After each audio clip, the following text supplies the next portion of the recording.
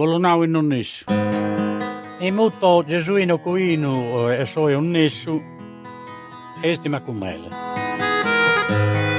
Dato 1967 ha cominciato a fare arte in un momento di difficoltà.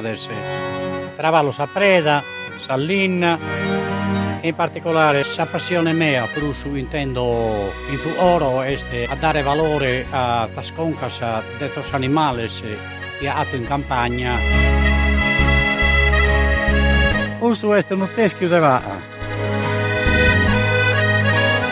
Tutto questo soffoso e vediese su si smontauso sempre data conca di una carcassa. Sa preda tenere sempre una forma della natura sua. Che potete essere un orco, potete essere un asso e potete essere una buba. In questa proporzione, se noi siamo anche a narrare. Io ho qualsiasi ossa e mi capita di mano che tiro a fuori qualsiasi ossa. Quando questa è una preda che rappresenta la doppia faccia Gesù cristiano, quando vuole dimostrare una ossa diversa da lui este.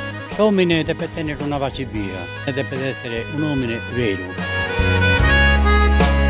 Vi dicono voi, si può spiegare.